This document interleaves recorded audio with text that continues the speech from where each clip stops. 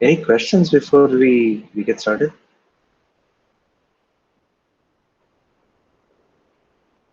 Anything at all? So I'll release. So the plan is so just to talk a little bit about the assignments, right? So what I will do is once we finish this operational semantics lecture, I will release the assignment, but I will sort of give you a week after the break, so that you don't have to do any assignments over the break. And this week also you have the midterm, take home midterm, right? So I don't want you to spend any time on the assignments this week. So the idea would be that whenever I release the assignment, whenever we finish this, right, I will make sure that you have a week after you come back from your break. So that's the plan. So you'll have a little bit of a break from the assignments. It should be good. I think it's important that you have a break, midweek break. Otherwise, you'll be back-to-back assignments and midterms, and sure that you've had enough of hacking on Coq for some time, and having some break would be useful. Anyway, so let's see how far we get today with the lecture. So the thing that we saw last week, I think the last thing that we saw was this relation between small step and big step, and we showed that for the semantics that we've defined, the small step semantics is equivalent to the big step semantics, and we showed how to do that by proving both, right? And your assignment, which I will release when I finish this lecture, would be on a language for which you have to define the semantics, both small step and big step. It will have non-determinism in the language, and you'll have to somehow relate small step and big step according to the constraints that is given in the semantics. It's quite an interesting language, and the assignment is also quite interesting. So I think you'll enjoy it. Anyway, so we'll move on today. So as I mentioned, as I've been mentioning throughout the lecture, right? So the small step semantics is essentially giving rise to a transition system. And in order to illustrate that, let's look at an example. So yeah, these definitions are from the TRSys definition. The type definition is from the transition system lecture.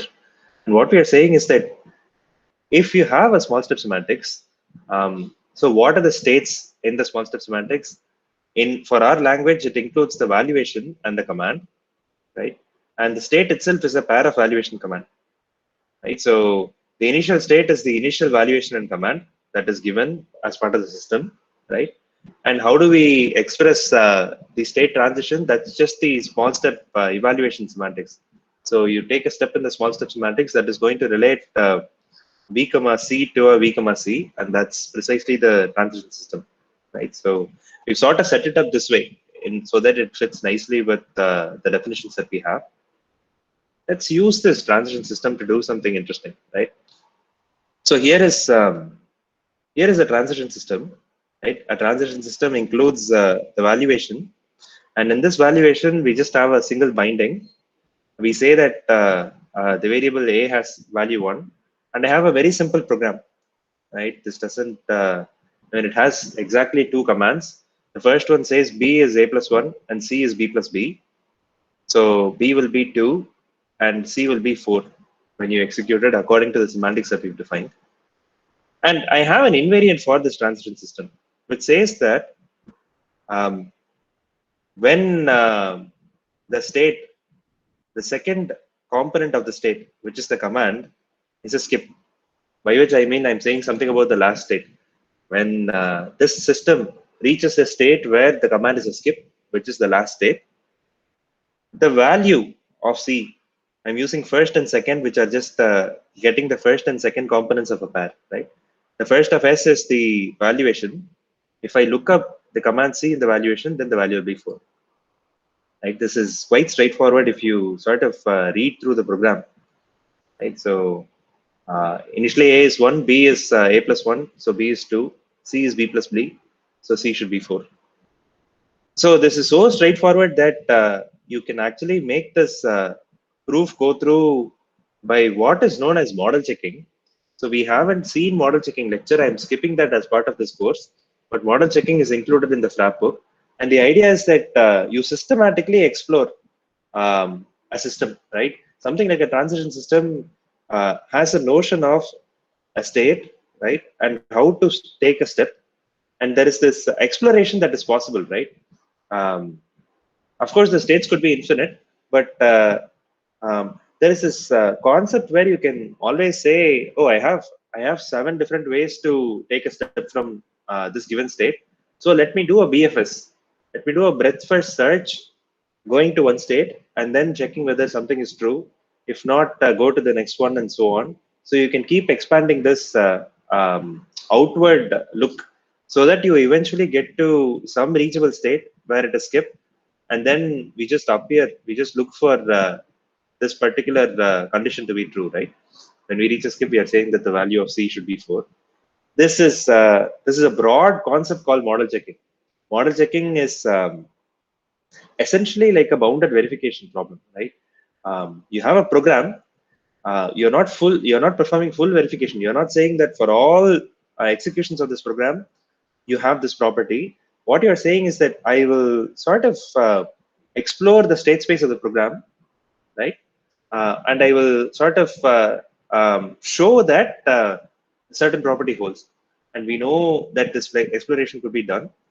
We have this tactic called model check. I'm not even going to explain what this tactic is. There is a lecture which you can have a look, but model checking as a field itself is quite big. It sort of sits on the side of verification, full functional verification that we are doing here, right? What we do here is what is known as deductive verification, right? And model checking is also verification. And it's sort of a bounded verification, which in the simplest case, you can sort of think about that as a brute force exploration of all the possible executions up to a bound, right? So you can take a program and then say for n threads, say 2 threads, I know that every execution of this program will preserve some property. You may systematically explore the execution space exhaustively, right?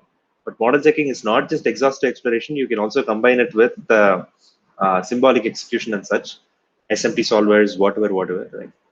The field itself is quite huge. It's a quite interesting field because you can express properties which are more complicated than what we can do with um, the logic that we have, right? Typically there is a trade-off between the properties that you can express with model checking, which is maybe more powerful, more easier to describe, and the properties that you can express and verify using this deductive verification that we've done in Coq and F star so far, right? Um, and the idea is that you can do exploration of probabilistic programs as well. So you can flip a coin and then say 50% of the time I will take this step, 75% of the time, sorry, 20% of the time I take a different step. So all of these complicated things could be included in model checking. But model checking is not full verification, right? It only says something about a bound up to some bound. So here the point is that with model checking, you can actually derive the proof automatically. So you can sort of call this tactic called model check. You don't have to know what this is, but it is sort of exploring the states here. And this describes the set of steps that you've done in order to get to the final state. And in the final state, we look up and we see that C is 4, and that gives us the proof. But anyway, I'm not going to spend any more time on this, but that's there. The reason why this was possible partly is because this program is very simple. It only has 2 commands, and model checking makes it go through. But we can have more complicated programs where we will do deductive verification, right? We will actually come up with an inductive invariant. We will establish that this invariant is inductive, and then we will finally prove some property. Right? So here is such a program, right? So the program is again a simple program. It has a while loop, while n loop. In every step of the loop, you do a equals a plus n. and n is n minus 2. Right? So very simple program. And the property that we are going to state about this program is that if you start with a is 0, right, and n is an even number, then when the program terminates, right, a will be an even number as well. And this is true because n is even initially, and every step n minus 2 is also even. So n continues to be even during the execution of the loop. And when you add two even numbers, you will get an even number. So this property that finally a is even holds true. Right? But observe that I'm using several arguments here, right? I'm saying something about even numbers. You start with the even number, n minus 2 is an even number. So that's one property that we have to sort of include. And adding to even numbers is also going to give you an even number. That's another property that I'm sort of saying. And I'm also saying something about termination, right? You start with an even number, you keep doing this program will eventually terminate. And that is why you can actually say that A will be even at the end of it. But I'm also expressing an inductive property. Every step of the execution, A is even and N is even, right? Even though my final property only talks about A, that's the inductive property that we want to actually encode. This is precisely what we are going to do, right? This is all of the intuitive definitions we are going to use in Coq. So the first thing that we actually do is we are going to traverse through a sequence of program execution steps. And this is going to transform the program, the command in certain way, right? The firstly, what we will do is when we execute the program, we have a while loop, right? So there are two possibilities for the while loop, one while true and another while false. When while is true, um, we sort of change the command. If you remember how we wrote down the semantics for while, I'll just go up so that I can remind you, right? Um, we describe while loop as a sequence of the body, semicolon, the while loop again, right? And how the way you execute the sequence command is you actually focus on executing the first component of the sequence, right? One step, and that gives you the next step of the sequence. And similarly, when the sequence goes to when the first component of the sequence is a skip, then you continue executing the second component. So what we do first is we sort of capture all the different commands that are possible while executing this program, right? So first that is possible is the actual given program. The second one here is the body of the loop. This is possible because when the while is true, you will expand it to the body of the loop followed by the while loop, which I think is the state that is here, right? This one, right? The body of the loop followed by the while loop, right? And when you have a sequencing, you focus on the first step of the sequencing, right?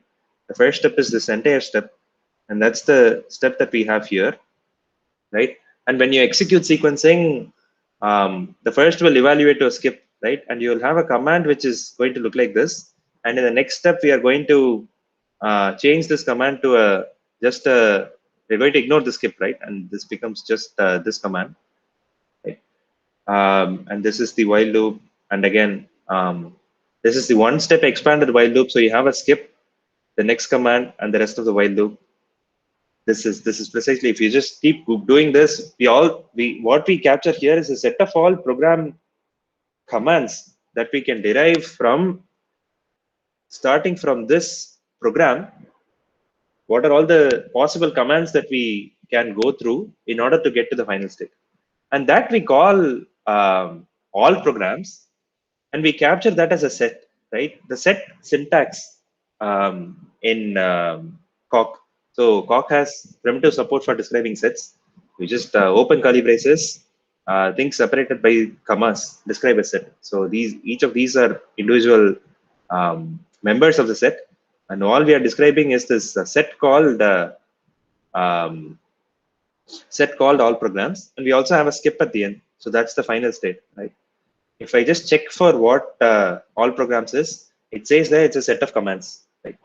And you can prove properties about sets. So here is a simple property just to get a hang of how to use sets. So I have an example one which says that skip is a member of all programs. So Coq sort of, as we've seen earlier, right? Sets are also relations. It's a unary relation, and the membership is like a function application, right? So this is, to think about sets as being defined as functions, right? You give a value, it returns a proposition, right? Where this value is possibly a member. The type of that value is the type of the elements members in this set, and what this returns when you apply all programs to skip is it's going to return a proposition, right? You can also do this way. So this is just a notion of how you deal with sets, right?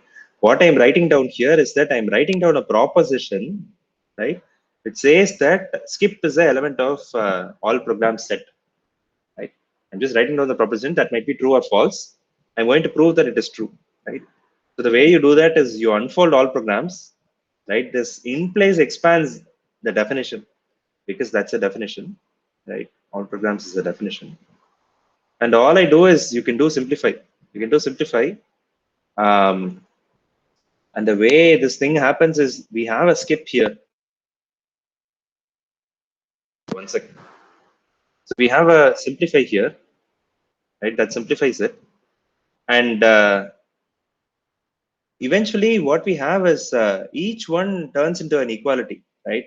Either, so the way this goes through is either this is true or false, then eventually we have a skip equals skip, right? We end up with skip equals skip or false, right?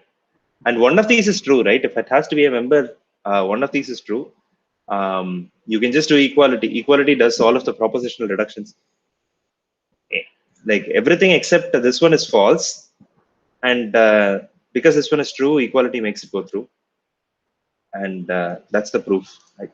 So this is just a teaser for how we will use this in the proof. But anyway, that's the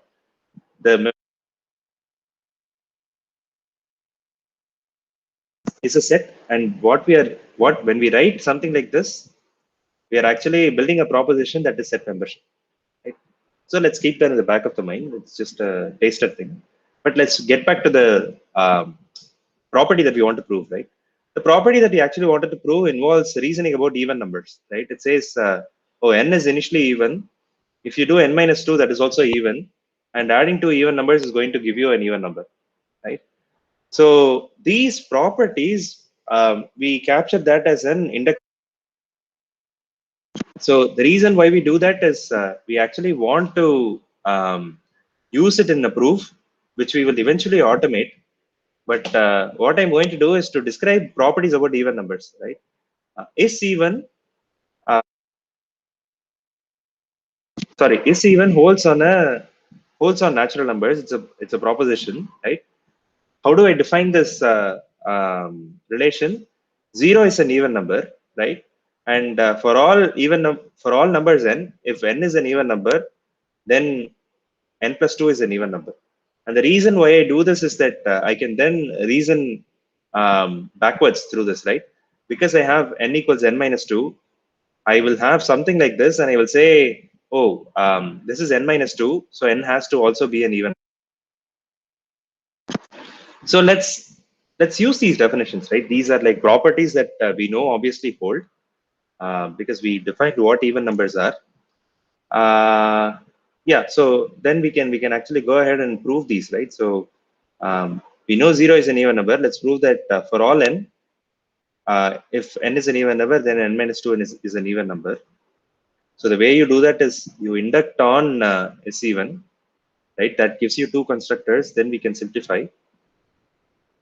So we get is even 0. So that is directly appealing to this definition here. So we can do constructor, and that finds the constructor that unifies with it, that makes the proof go through. The second one, we have n minus 0 here. I'm going to replace that with n by linear arithmetic. Recall that we've seen this replace tactic earlier, where we can replace one with the other with use of sum tactic, right? And then again, is even of n, we have is even of n in the hypothesis. So assumption makes it go through. So that's the first property, because that's what we are going to reason about for this step, right? And we also have to reason about sum of two even numbers, right? So if n is an even number and m is an even number, then adding two even numbers is also an even number, right? Again, let's do induction on this is even relation, the first one, right? The first one says that is even of m with the assumption that is even of n. The assumption tactic makes it go through. Then we have this thing, right? Is I want to show is even n plus m plus 2, but I have this constructor, right, which helps me do backwards reasoning here. So I appeal to that constructor. I get is even n plus m. Then I apply the induction hypothesis here, right? Uh, this one. So if you apply it, you get backwards reasoning, and then assumption makes it go through. Okay, so what do we have? We have one lemma for showing that is even n minus 2. If n is even, then is even of n minus 2. And we also have a lemma which helps us prove that sum of two even numbers is an even number. Okay, so eventually, so we have a helper lemma here, but eventually what we are going to prove is this theorem, right?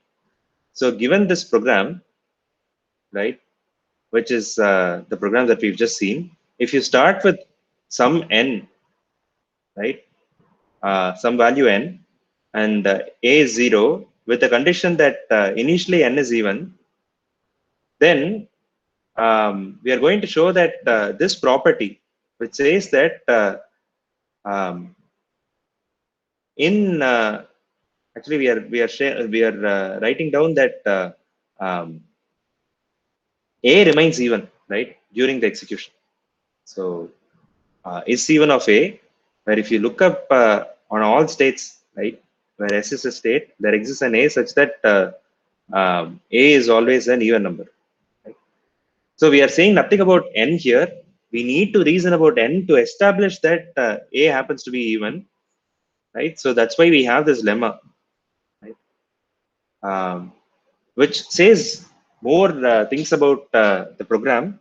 In particular, we have the same initial states, right?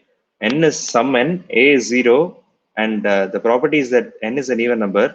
We have the program, but this property is more refined. It sort of has all the necessary blocks to reason about one iteration of the loop.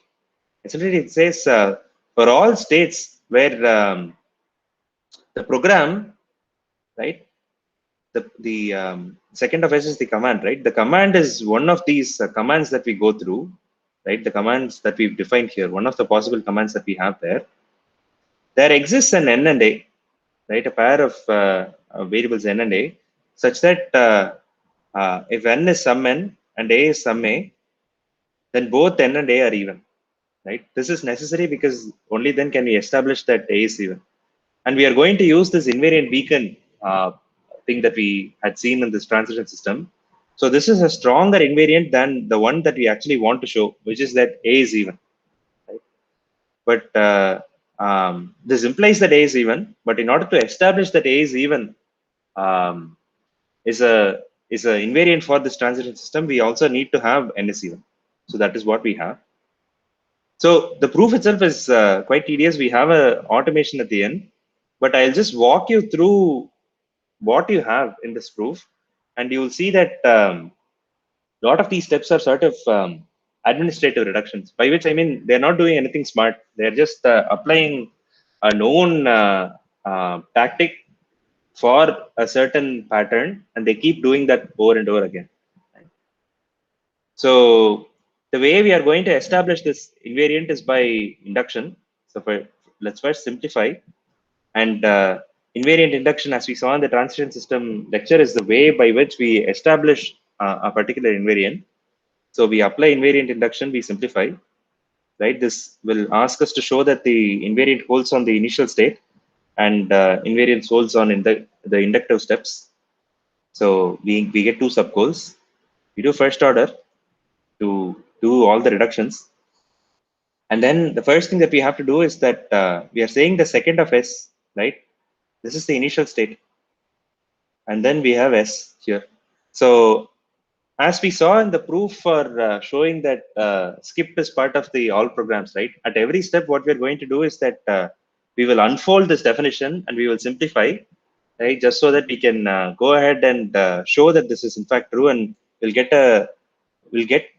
we'll get a assignment for S, right? We know S is this one, so we'll just unfold all programs, establish this fact, right? If you unfold all programs and you do the substitution for S, so there is S here. We will do the substitution. We will simplify and equality, which is the same as what we had done in that simple proof. Right? If you do that, that particular property goes through, because it's just saying that this particular command, right, happens to be one of the program commands, which is in fact true, which is the initial state, right? That's plainly true. Next thing that we do is we simplify um, and do substitutions for S, right? So that went through. And now we have to show that there exists some N0 and A, right? For which N0 is equal to N, and then A is equal to 0. The observation is that the assignments here are precisely that, right? Assign N for N0 and A to be 0, then everything is satisfied, right? If A is 0, then is-even 0 holds. If N is N0, then is-even of N is part of the assumption. Is-even of N0 is here. We are going to substitute N for N0, so that also goes through. So one way to explicitly instantiate existential variable is this, using this tactic called exist. You could also do it with exist. I'm just showing it in a different way. So because I know precise assignment for these variables, I'm just saying that instantiate this these existential variables with n for the first one, n0, and 0 for a, right? These instantiated. I do propositional to break it down. So this one goes through because this is part of the constructor, and the other one has actually gone through, right? This is-even of n goes through with propositional tactic, because propositional has assumption as well. So if it's just part of the assumption, it makes it go through. So the only thing propositional doesn't do is to show that is-even is 0. That is thanks to just the constructor. So okay, so that's done. So that was the base case that is done. So now let's do the inductive case, right? So here we have what do we have here? So we have this hypothesis, right? And it has a bunch of conjunctions in place, and we have an existential thing here as well. We can break this into smaller hypotheses, essentially by using the invert tactic. Invert tactic is actually very powerful. So you can just call invert on a conjunction to break it up, which is what I'm showing here, right? So if you invert on H0, this just breaks it up into, oops, my cock has crashed. Wonderful. Okay, let me reopen cock. Okay.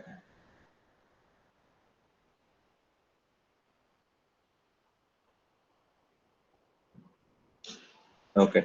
I was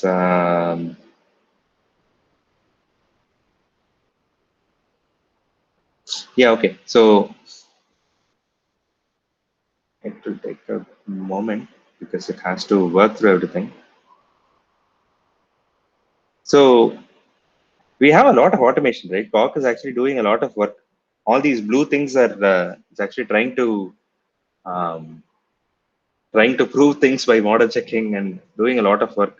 But anyway, so let's continue, right? So here I'm saying that um, so what have we done? So we have this hypothesis here. I'm just going to break it down. So when you invert on H0, you will see that it just breaks it up into two individual parts, right? And you can invert existential variables as well. All it does is it just says pick some n and a for these variables, right? So if we invert H3, so it just says, oh, x is some variable and it's replaced the occurrence of n with x, right? You can invert things there. So again, I have an a here. Observe that this will be picked to be some x0, and a has been replaced by x0. And again, I have a bunch of conjunctions. I'm going to invert it to get rid of these conjunctions and get to a state where I have individual simple facts. So inversion is very, very, very powerful. It's from the Frap library. Does a lot for you. So inversion actually helps you break down complicated things. You don't have to remember what those proofs are. So this sort of does it by pattern matching on the structure of the terms that we've built.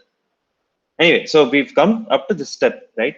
And then it says, okay, so there are arbitrary steps here, right? Which are valuation and command.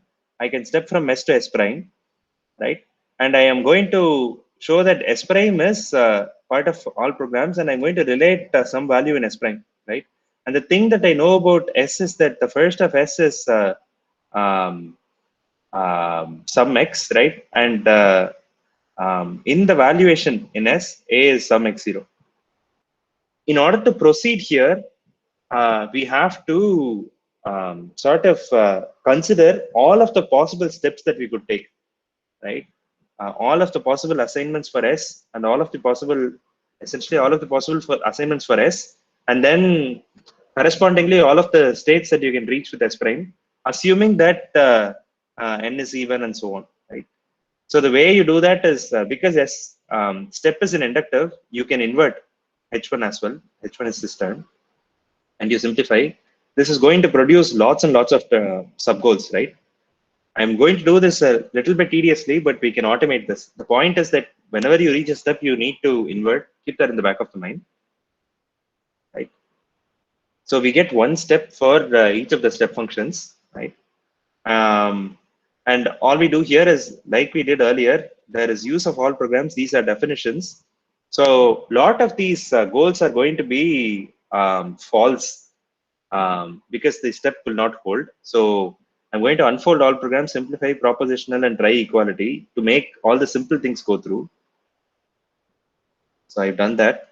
Then I get this H2 hypothesis, which says that it's an equality, right? It is an equality on commands. Okay. So what does this equality say? It says that there is some variable x1, right? X1 is a variable and x1 happens to be n. So this is a unification that I can actually substitute, right? Wherever I find x1, I can actually substitute that with this variable n. Again, recall that var is just a string. And wherever this e appears, right, I can substitute that e is an arithmetic expression, right? I can substitute that with n minus 2, right? This is the term there. This is just unification, right? So I can invert and simplify again to get rid of that, right? Then what do I have? I have look up a and v, right? Look up a and v, look up n and v, look up n and v. So those are basically small rewrites. So I do those rewrites, right? And then I end up with an existential. So here what I do is I know exactly what the substitution should be, right? So if I have n0 here, some x minus 2 should be equal to some n0. So n0 must be equal to x minus 2, right? And some x0 must be equal to a. So a must be equal to x0. So this is what I do here in by instantiating these existential variables with these specific terms, and then I do propositional to break it down, right? And finally, I have is even x minus 2, right? So we have proved this earlier, right? So we have where do we have it? Yeah, here. Yeah, I can't read it properly. So if n minus 2 is even, then n is even. Yeah. So why do we need to do that? So we have x minus 2, we have is even of x. We can appeal to this lemma, right? In order to convert our goal to is even of n, and then appeal to this assumption here. Oops. appeal to this assumption here. So which is what we are doing here, right? So we are finally doing the reasoning that we actually did. So is C1 n minus 2 assumption makes it go through. Okay. So again, we repeat the same style of reasoning. We unfold all the places where all programs are. We simplify it so that we get those rules for which this pattern matches. Right? These are arbitrary patterns, but include the sequencing. So skip won't match, while won't match, and so on. But we'll have lots of subgoals, right? And we break it up into propositional. So we because we have propositional thing here, we break it up. And then we try equality. So a lot of these are false, right? All of those false things will be, so you will have lots of contradictions in the assumptions here, right? So all of that can be made to go through with equality. Again, we do the same style of reasoning. So we have equality on commands. So I'm going to invert that. We have a step. I'm going to invert that step as well, try equality. Right, again equality on command, equality on sorry, a step function here. So I'm inverting h2, then followed by h5. Just observe these patterns, right? We will sort of automate all of this later. So at this point, I think Vishnu might have asked this question earlier in one of the classes, right? So and he said, how do you know we are doing this tedious proof and then we are automating it? What's the point? So if you sort of go through the proof this way, right, you can sort of see the pattern that is emerging. So then you step towards automation. So wherever I see equality on commands, I'm going to invert that particular hypothesis. Wherever I see the step function, I'm going to invert that step function, step hypothesis, right? That's the things that you need to recognize, right? So invert this one. And wherever you see an equality where the right hand side is some variable, right? I'm going to try to rewrite that in the definition. So those are the rewrites. This is another rule that we will encode in the simplified proof that we build later. Okay, and then bunch of E exists. Again, this is just to show that you don't have to precisely provide an assignment here. We can use E exists also, right? And that gives you um, essentially variables, right? Placeholder variables, which you can use. It just goes through with assumption. We try with the assumption, and that goes through. And here we have this other property that we proved, right? I have x is even number, x0 is even number. I need to show that x plus x0 is even number. So I appeal to this lemma that I proved, which gives you two sublemmas, right? So if I need to show that a plus b is an even number, I need to show that a is an even number and b is an even number. So that goes through with assumption. Similarly, I mean, there is a lot more, right? There are 15 subgoals you can, and this is a very tedious proof, but there is nothing else going on, right? So we can actually automate it quite nicely. So this is using the stuff that we've learned in the logic programming lecture.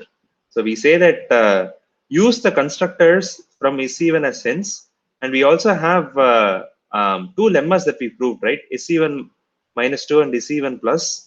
It's so we are going to use that as proof steps in order to resolve the goals, right? We add as hence so that auto will make it go through, right? Auto adds these to the database. I mean, Coq is complaining because we are adding to the global database, but that's fine. And then we have the same theorem that we want to prove, the lemma that we want to prove. And I mean, there are some details here, but the general strategy here is that we are applying invariant induction. We are simplifying, right? Wherever you see all programs, we are going to unfold all programs. We are applying first order substitution, simplifying, right? Wherever we saw a step, we are we inverted that step and simplify. Of course, there is a bit going on with repeat here, but I will let you figure it out. But the thing that I want you to take away is that this was looking up variables in the valuation. Whenever we saw that, we use rewrite, right?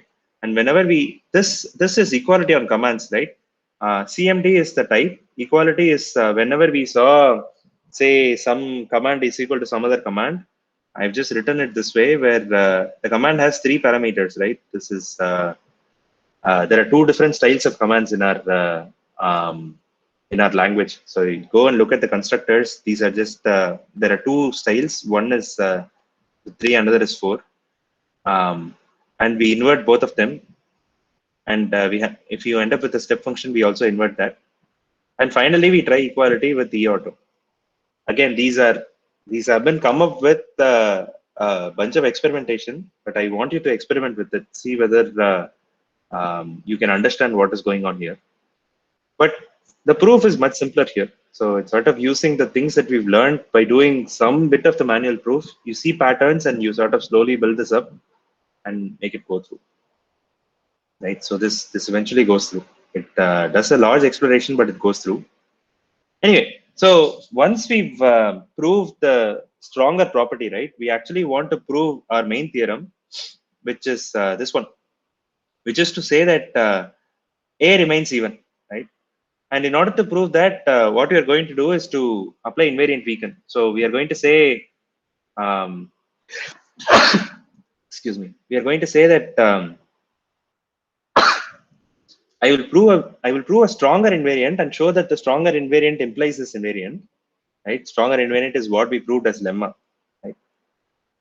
So I'm using invariant weaken here, and it's sort of left a placeholder for the invariant, and I'm directly appealing to this manually proved invariant prime, which is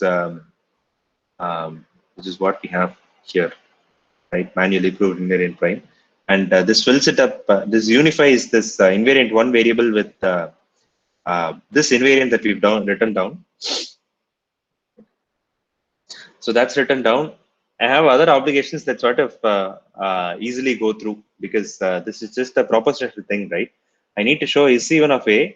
I have other things here, but I don't care. I know that if this holds, then this holds. So that goes through with first order. So yeah, we'll do this sort of reasoning in the subsequent chapters as well. But the high level takeaway with this part of the lecture is that we are proving non-trivial properties about some program that has loops, right? We are directly reasoning about the programs. This is what we promised we'll do when we ended the transition system lecture, right? We are not actually reasoning about transition systems directly. We actually reason about the semantics of programs by describing them in small step semantics, encoding transition systems. And we are saying that when this program executes, every step of the program ensures that A is even. So that is where we've got. Okay, so we have a few minutes. I'll just start off with this another way of describing small step semantics, right? Which is known as the contextual small step semantics, which is the whole point of this contextual small step semantics is that there is a lot of tedium when you deal with small step semantics, which is meant to be removed by this. I have a few slides on that. Maybe I'll just cover the slides part, and then tomorrow we can sort of look at the encoding and code. Okay. So small step semantics. So the rule to observe is this one, right? So the rule here says that if you have 2 commands, then you have to sort of reduce the first command, right? And you end up reducing this command as well. Imagine what you have if you sort of allow. So here, right? This assignment only allows expressions on the right hand side of assignment. If you had a command here, you have to have one more command which says that oh, in this valuation, if the right hand side is a command, then you can do one step of the reduction of the command that reduces to some another command. Then you substitute the command for this command, right? So you will have to do that. Another rule which is sort of structural, right? You have a thing, you have a sub command that you can evaluate. You evaluate that subcommand, replace it here, and then you also have to have one rule that looks like this one, right? which is to say that, oh, if this whole thing sort of evaluates down to a value, um, actually, if it's a command, then you have to do something interesting here, but let's leave that aside for the moment. But you have to have something for the actual step that you need to do, right? This is reducing this command multiple times with this subcommand. But when you're actually done with the subcommand, you have to say something about the semicolon as well. What will you have when you have skip semicolon C2? Real languages, right, don't have this separation. So in C, you can have arbitrary commands on the right hand side of um, equality, right? You can do arbitrary effects. You can call functions. Functions have their own commands. You can have semantics. And similarly in the if, right, I have an expression here, but I could have had arbitrary commands. I could just say do some arbitrary commands, then you have an expression. So for each of those commands, you need two rules.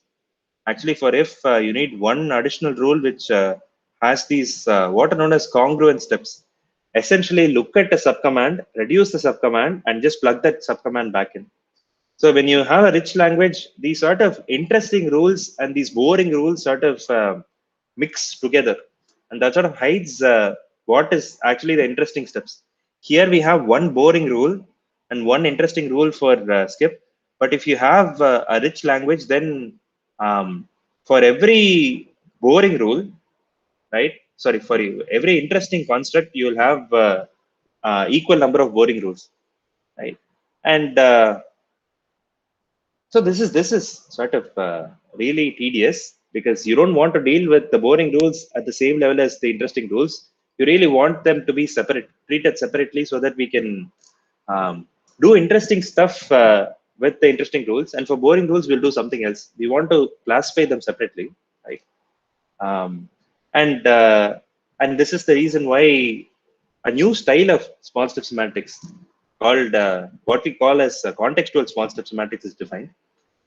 The high level takeaway here is that in many places you will see a command which has subcommands, and the whole point is that go ahead and reduce the subcommands as much as possible, right?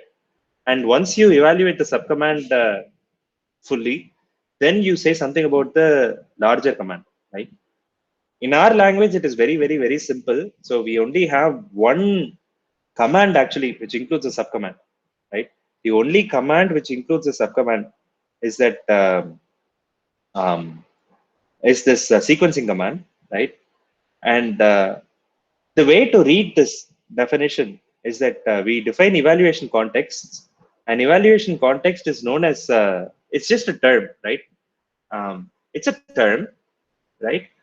Um, and the intuitive meaning is that it's a command with a hole, right? A hole where other commands can be filled in. When we say intuitively, oh, when you look at sequencing, go and evaluate the first component of the sequencing, you're sort of intuitively splitting this up into two parts, right? You have this sequencing original command, which is split up into the outer context, right? The outer context, which is semicolon C, right? And the inner context, which is the actual command that you are reducing one step. So the way to read evaluation context is that they are just commands with holes. And what are the two possibilities for our language that we've defined here? It could be a hole here, right? We just write hole as typically a square box. And the idea is that this hole can be filled with other commands, right? And another possibility for where the hole might appear is that the first step of the first component of the sequencing. And the idea here is that the intuitive meaning, the way you should read this is that when you see sequencing, you should look at reducing the first step of the sequenced command. So there is a subcommand which you should reduce. Right? That's the intuitive meaning. Let's keep that aside for the moment. We are looking at the syntax as well. And there is this notion of, once we have this notion of a command with a hole, a single hole, right? Not many holes. Evaluation contexts are precisely a command with a single hole. Then we define how to plug that hole. So here is a syntax for plugging that hole. When you have a hole and you give a command, right? We use the square brace syntax to plug that hole. the result is equivalent to just the original command. So you have a hole, nothing around it. So you just put that command in, you just get that command. If you have the evaluation context, which is capital C semicolon C2, and if you want to plug that with this command C, you plug the capital C with C. Of course, this could be recursive, right? You could have semicolon C1, semicolon C2, semicolon C3, semicolon C4, of course, with parenthesis. So you have C1, semicolon C2, parenthesis, semicolon C3, parenthesis around it, semicolon C4. This whole thing will have a single hole, and the way you should fill that hole is to sort of recursively call this definition, right? So you sort of given a command C, you can fill it with this. The right hand side is a command, right? The left hand side is sort of has two components. So it has the evaluation context and the command that you are filling it in. And the way to read this definition is that it's the plug is a relation that is relating evaluation context, right? And a command, and the final command that you get as a result by plugging that hole with this evaluation context. All of this might seem very tedious, right? Why are we even doing this? There's a big payoff at the end. So the big payoff is that we will be able to extend our language that we've defined, right? This simple language, the command language, with parallelism, without doing much work. So we will get a very easy way of expanding this with parallelism. That's the payoff, but there is some tedium to get through. But once you actually get the intuitive meaning of what is happening here, everything else just falls through naturally. I'll stop here, and then we will continue with the modified small step semantics. Sort of looks very similar, but slightly modified. We'll just identify what those differences are, and then you'll see what the implication of doing this and the payoff is, right? And the payoff is that you can actually do parallelism very easily without doing anything else. You can just add parallelism on the top, and suddenly your language is parallel. So we will do that as well in the next class. And I think I'll be able to finish operational semantics next class, and then I will then release the assignment. I'll stop here. Thank you very much. Bye bye.